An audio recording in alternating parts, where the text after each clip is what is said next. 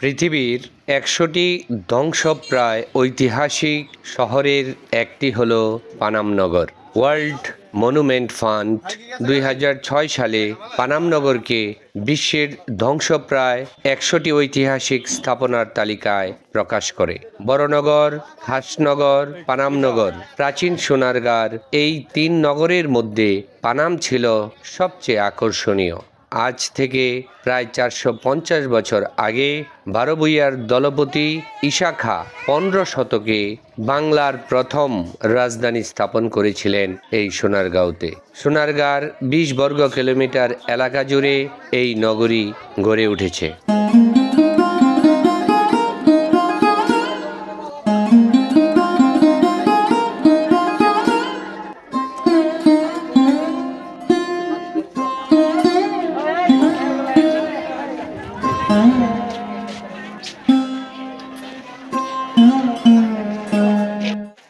তো সুপ্রিয় দর্শক মণ্ডলী, আমরা এই মুহূর্তে চলে আসছি পানাম সিটিতে। তো পানাম সিটি ছিল হলো ঈশা খাঁর আমলে, ঈশা খাঁ রাজধানী। তো এটা বণিকদের বাড়িঘর দুপাশে, রাস্তার দুপাশে গড়ে উঠেছিল। তো ঈশা খাঁর আমলে শীতলক্ষ্যা নদীতে যে সকল বড় বড় নৌকা বইতো, গয়না বইতো, সে সকল গয়না দিয়ে মালপত্র আনা নেওয়ার কাজ করতো। ভারত থেকে বিভিন্ন পণ্য আসতো এবং যেত। আর এই ব্যবসা বাণিজ্যের প্রসার লাভ করেছিল এই অঞ্চল থেকেই। আর এই অঞ্চলে তখন এই বণিকদের যে বাড়িঘর এবং তাদের বিশেষ করে বংশ পরম্পরা নিজেদের মধ্যেই বিবাহ প্রথা প্রচলিত ছিল। আর এ কারণেই এই রাস্তার দুধারে এই বাড়িঘর প্রতিষ্ঠিত হয়েছে। এই হলো পানাম নগর, পানাম সিটি। আর যারা তৎকালীন সময়ে বা তদানীন্তন সময়ে যে সকল বণিক রয়েছেন, তো বণিকদের আবাসস্থল এটা। তো রাস্তার দুধারে তারা নিজেরা একটা নগর তৈরি করেছিলেন। আজ সেটা অতীত। পানাম নগর ঢুকেই চোখে পড়বে একটি সরু রাস্তার ধারে সারি সারি পুরনো দালান, কোনোটা দোতলা, কোনোটা আবার একতলা। বাড়িগুলোর স্থাপত্য নিদর্শন দেখে বোঝা যায় এখানে ধনী বণিক শ্রেণীর লোকেরা বসবাস করতেন। বাড়িগুলোতে মুঘল ও গ্রিক স্থাপত্য শৈলীর মিশ্রণ দেখা যায় এবং প্রতিটি বাড়ির কারুকাজ স্বতন্ত্র। কারুকাজ, রঙের ব্যবহার এবং নির্মাণ কৌশলের দিক থেকে নতুন নতুন উদ্ভাবনী কৌশলের প্রমাণ পাওয়া যায় এখানে। প্রায় প্রতিটি বাড়ি তৈরিতে ব্যবহার করা হয়েছে ডালাই লোহার তৈরি ব্র্যাকেট। জানালায় ব্যবহার করা হয়েছে লোহার গ্রিল এবং ঘরে বায়ু চলাচলের জন্য ভেন্টিলেটর ব্যবহার করা হয়েছে।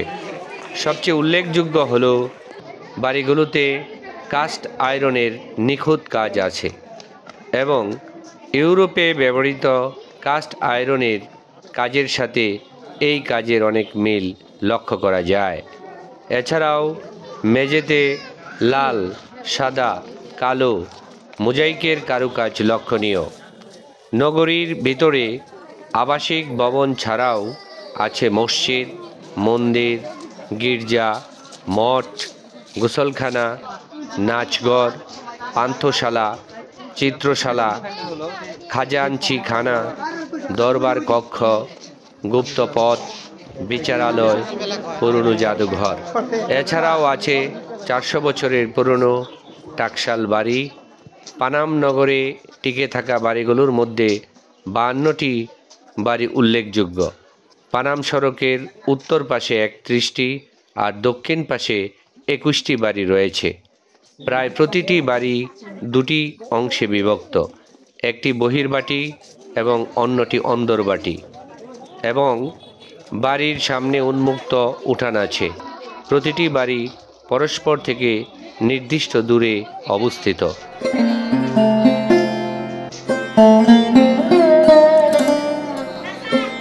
নগরীর মাঝখান দিয়ে একটি সরু রাস্তা পানাম নগরীর ভিতর দিয়ে চলে গেছে। এই রাস্তার দুপাশেই মূলত পানাম বাড়িগুলো তৈরি করা হয়েছে। সংস্কারের অভাবে ভবনগুলো জরাজীর্ণ হয়ে পড়েছে।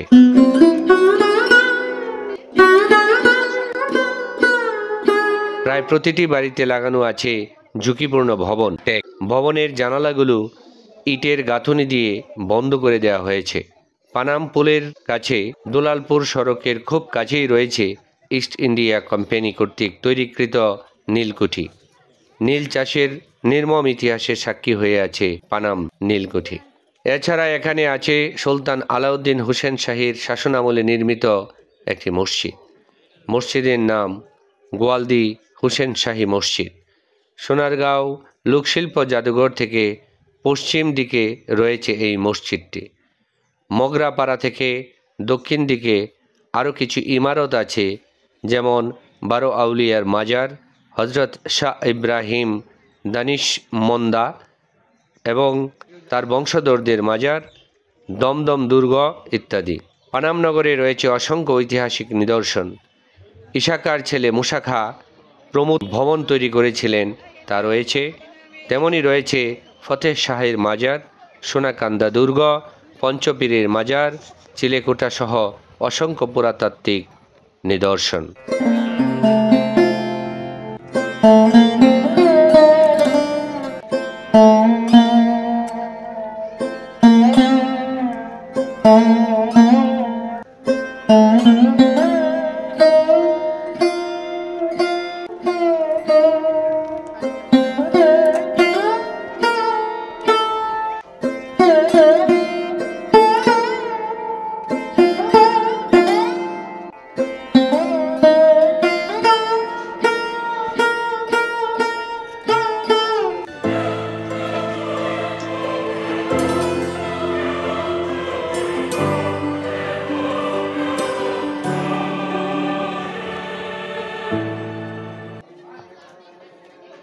সুপ্রিয় দর্শক মণ্ডলী, আমরা এই পানাম নগরীর এই সরু রাস্তা ধরে শেষ প্রান্তে চলে আসছি। তো আসার পথে দুপাশের জীর্ণ ভবনগুলো আমাদের চোখে পড়েছে। এখন শেষ প্রান্ত থেকে আবার মূল প্রবেশদ্বারের দিকে ফিরে যাচ্ছি সকল শিক্ষার্থীদেরকে নিয়ে। আবার এই পুরাতন ভবনগুলো দেখতে দেখতে মূল ফটকের দিকে এগিয়ে যাচ্ছি আর কিছু স্মৃতি ধারণ করে নিয়ে যাচ্ছি। চারিদিকে নিস্তব্ধতা, মৃত নগরীর পথে দু একটা মানুষ, মৃত কোলাহল আর অব্যক্ত ইতিহাস যেন জড়িয়ে আছে এ নগরীর প্রতিটি ইটে।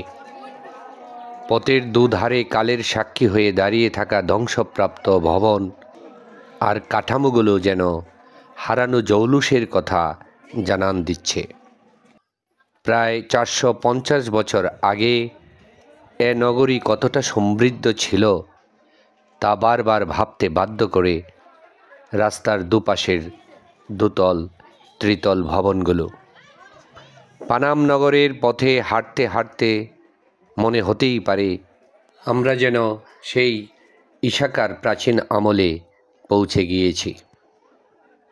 কেমন যেন একটা রহস্য জড়িয়ে আছে প্রত্যেকটি ভবনে, প্রত্যেকটি জায়গায়। প্রতিটি ধ্বংসস্তূপে যেন জড়িয়ে আছে এক একটা কাহিনী। যদিও ধ্বংসস্তূপ বলছি, তবুও এর আকর্ষণের যেন কমতি নেই। ভবনগুলোর নির্মাণ শৈলী দেখে মুগ্ধ না হয়ে পারা যায় না। এক সময় বাংলার রাজধানী ছিল সোনারগাঁ, তাই সোনারগাঁকে কেন্দ্র করে গড়ে উঠেছিল ব্যবসা বাণিজ্য, বন্দর আর নগরী। সোনারগাঁয়ের ভৌগোলিক অবস্থানের দিকে নজর দিলেই এর গুরুত্ব বোঝা যায়। সোনারগাঁ চারদিক থেকে 4টি নদী দ্বারা বেষ্টিত। উত্তরে ব্রহ্মপুত্র, দক্ষিণে ধলেশ্বরী, পূর্বে মেঘনা, পশ্চিমে শীতললক্ষা। এমন ভৌগোলিক অবস্থান ছিল ব্যবসা বাণিজ্যের জন্য খুবই উপযুক্ত। তাই 1338 সালে ফখরুদ্দিন মোবারক শাহ এর আমলে বাংলার রাজধানী ঘোষণা করা হয় সুবর্ণগ্রামকে, যা পরে সোনারগাঁ হিসাবে পরিচিতি পায়। 1346 সালে ইবনে বতুতা চীন, ইন্দোনেশিয়া, জাভা ও মালয় দ্বীপপুঞ্জের সঙ্গে এর সরাসরি বাণিজ্যিক সম্পর্কের কথা উল্লেখ করে সোনারগাঁকে একটি গুরুত্বপূর্ণ বন্দর নগরী রূপে বর্ণনা করেন। রাজধানীকে কেন্দ্র করে ক্রমেই গড়ে ওঠে এক অভিজাত শ্রেণী, যারা মূলত ছিলেন বণিক বা ব্যবসায়ী। অভিজাত শ্রেণীর বসবাসের ফলে অন্যান্য এলাকা থেকে ব্যবসায়ী ও সওদাগরদের আনাগোনা লেগেই থাকতো এখানে। সেই সময় উঁচু শ্রেণীর লোকদের প্রয়োজনেই তাদের ব্যবসার সুবিধার্থে সুবর্ণগ্রামে গড়ে ওঠে কিছু নগরী। এর মধ্যে পানাম নগর অন্যতম। পানাম নগরের প্রবেশপথে লেখা থেকে জানা যায় 19 শতকের গোড়ার দিকে ধনী হিন্দু বণিকদের দ্বারা এ নগরের প্রসার ঘটে। এ এলাকা প্রসিদ্ধ ছিল মসলিন কাপড় ও নীল ব্যবসার জন্য। বর্তমানে দর্শনার্থীরা যে পানাম নগর দেখতে যান, সেখানে একটি মাত্রই পাকা রাস্তা, 600 মিটার দীর্ঘ আর 5 মিটার প্রস্থ। এ রাস্তার দুপাশে রয়েছে সব মিলিয়ে 52টি ভবন।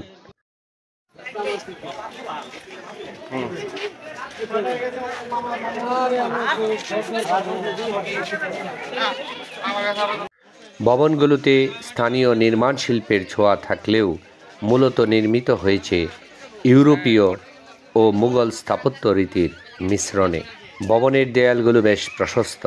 দেয়ালগুলো বিভিন্ন আকৃতির ইট আর সুরকি দিয়ে তৈরি। নানা ধরনের নকশা, রঙিন কাচ, পাথরকড়ি, চীনামাটি, টেরাকোটা ব্যবহার করা হয়েছে অলঙ্করণের জন্য। অধিকাংশ ভবনের মেঝে ধ্বংস হয়ে গেলেও কয়েকটি টিকে আছে। তো সবাইকে শুভেচ্ছা জানিয়ে আজকের ভিডিও ব্লগ এখানেই শেষ করছি। সবাই ভালো থাকবেন, সুস্থ থাকবেন। আল্লাহ হাফেজ।